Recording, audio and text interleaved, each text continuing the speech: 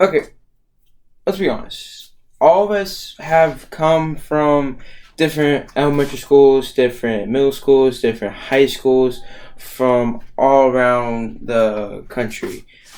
Um, and they weren't really the best. Some of them weren't really the best in funding. I mean, some people maybe went to private schools and all that, but me, I went to a public school and it was not the best when it came to funding.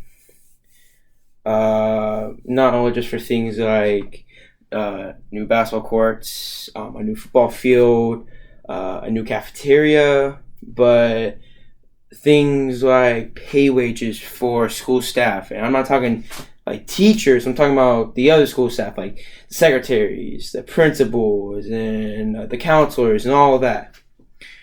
Um, Matter of fact, my home state of Arizona faces an issue just like this, um, because a couple years ago, the teachers in the state went on strike to hopefully get a pay wage increase. And after a couple weeks of being on strike, they were successful, and the governor finally approved for them to get a pay increase. Well, that didn't do that. Yeah, that's good and all. It helped increase the pay wages for teachers, but it didn't do anything for the other school staff, for the secretaries and all that from K through 12. And my mom, who happens to be a secretary at middle school back in my hometown, told me how when this bill got approved for the pay wages to get increased for teachers, it did nothing for the school staff like her, for example, because she's a secretary. It didn't up her pay wage and do anything like that for her. So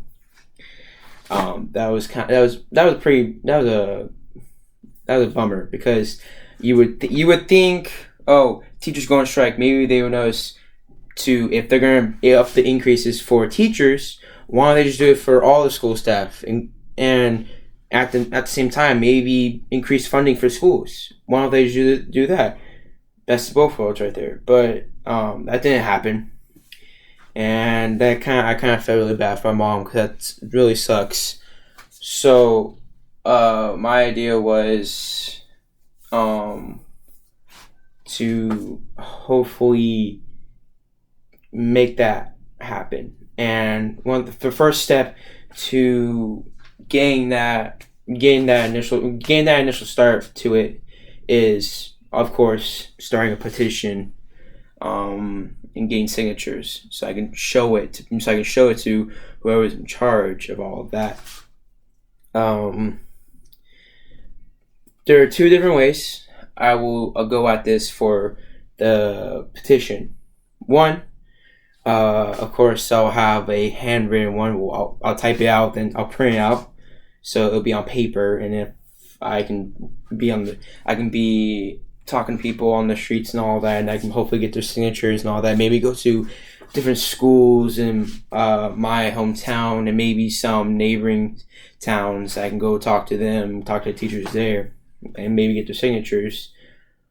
Um, and then of course the second possibility I can take at this is not a possibility, but the second way I will face the petition thing is doing an online petition. It'll be the same one as if it was on paper, but it'll be online because in today's time, everybody has a piece of technology.